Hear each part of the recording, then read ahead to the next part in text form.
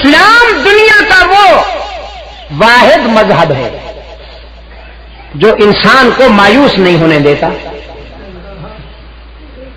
انسان کو خودکشی نہیں کرنے دیتا، گناہگاروں کو بھی تسلی دیتا ہے۔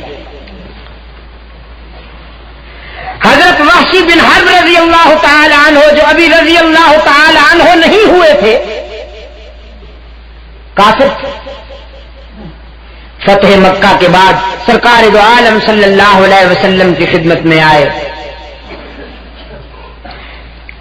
کہنے لگے اللہ کے رسول، کیا مجھ جیسے مجرم کو بھی معاف کیا جا سکتا ہے؟ یہ وہی وحشی ہے جس نے غزوہ احد میں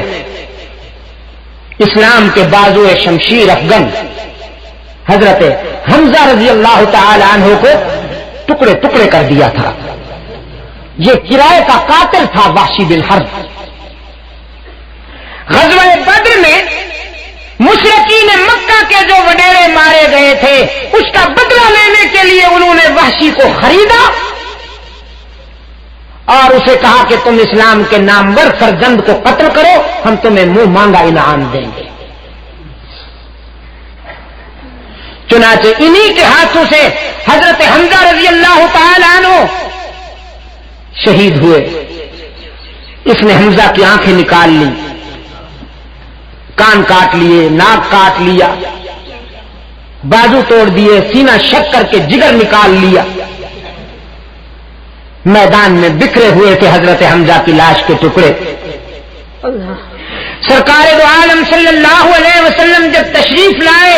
اپنے چچا کی لاش کے ٹکڑے دیکھے تو بے ساختہ آپ دیدہ ہو گئے، آنکھوں سے آنسو جاری ہو گئے، اللہ کے حضور التجا کرنے لگے، الہ العالمین اب تو راضی ہو جا، تیرے دین کی سربلندی میں میرے چچا کا یہ حال ہو گیا ہے۔ آج یہی حمزہ شرمندہ ہو کر آ گیا، یہی وحشی، اللہ معاف فرمائے، یہی وحشی شرمندہ ہو کر آ گیا۔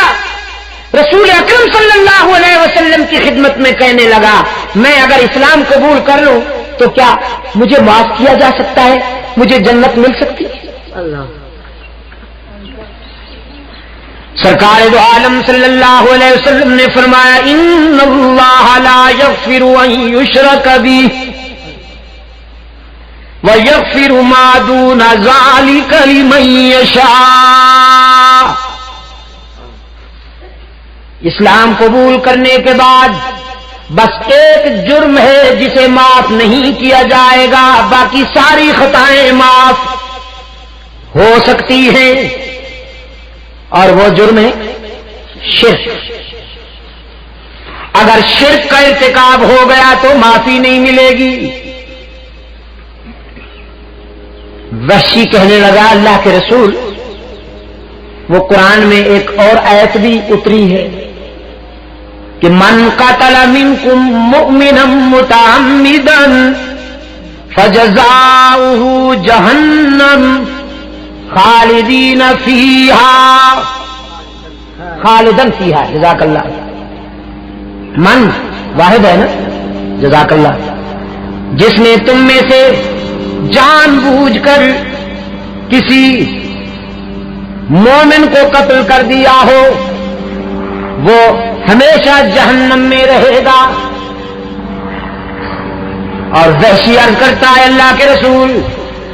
میں نے تو صرف مومن کو نہیں، مومن اعظم کو قتل کیا ہے، میں تو حمزہ کا قاتل ہوں، مجھے بھی معاف کیا جا سکتا ہے۔ رحمت عالم صلی اللہ علیہ وسلم نے فرمایا، تم نے بس یہی حصہ پڑھا ہے، ذرا آگے بھی تو پڑھو نا، الا من تاب وآمن وعمل عملا صالحا فأولئک یبدل اللہ سیئاتہم حسنات وَكَانَ اللَّهُ غَفُورًا رَحِيمًا۔ استثناء آ گیا، ہاں مگر وہ جو دل سے نادم ہو کر تائب ہو جائے، اللہ کی وحدانیت اور رحمت للعالمین کی صداقت پر ایمان لائے اور اپنے ایمان کا عمل صالح سے ثبوت بھی فراہم کر دے،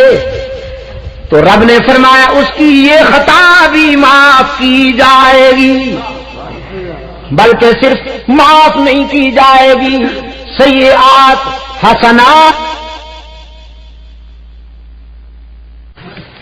واشی کہنے لگا اللہ کے رسول، ایمان کے بعد جو عمل صالح کی بات آئی ہے، میرا نفس بڑا مغرور ہے، میرا نفس بڑا مکار ہے، وہ مجھے عمل صالح کے معیار پہ پورا نہیں اترنے دے گا، ایمان تو لے آؤں لیکن پھر اچھے عمل نہ کر سکوں تو جہنم رسید ہو جاؤں۔ تو پھر یہ آیت اتری، قل یا عبادی الذین اسرفوا علی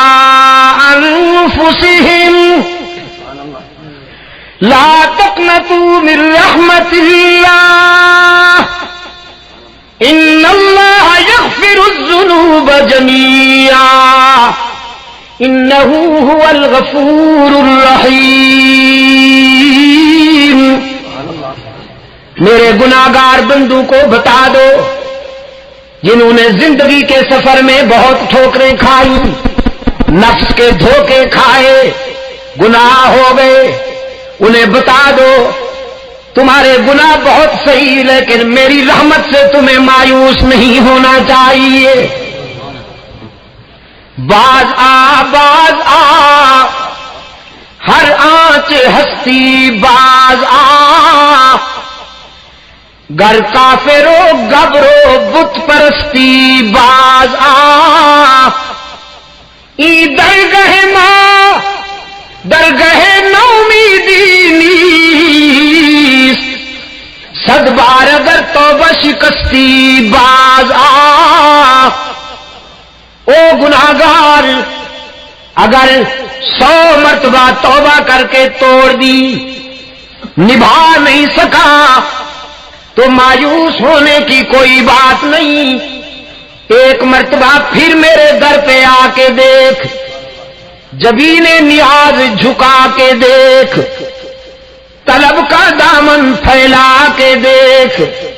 ندامت کے اشک بہا کے دیکھ، میرے لطف و کرم کو آزما کے دیکھ، تیرے آنے میں دیر ہے میرے راضی ہونے میں دیر نہیں ہوگی۔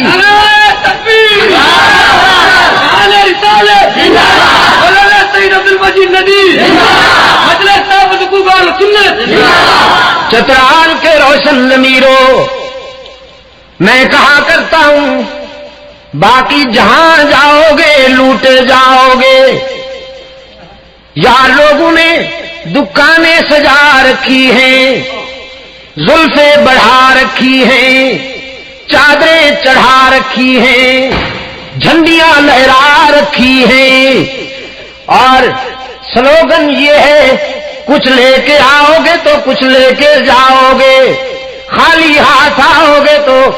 خالی ہاتھ جاؤ گے، دربار سجے ہوئے ہیں، مجاور مال بٹور رہے ہیں، یہی ایک در ہے جس کے دروازے پر موٹے حروف سے لکھا ہوا ہے ادعونی استجب لکم، کچھ نہ لے کے آؤ سب کچھ لے کے جاؤ، خالی ہاتھ آؤ دامن بھر کے جاؤ۔ نعرہ تکبیر، اسلامی انقلاب، یہی دروازہ ہے چترال کے روشن ضمیروں، جہاں پر آنے والوں کی جیب نہیں ٹٹولی جاتی، دل پرکھے جاتے ہیں، کچھ لیے بغیر معاف کر دیا جاتا ہے، تانا دیے بغیر معاف کر دیا جاتا ہے،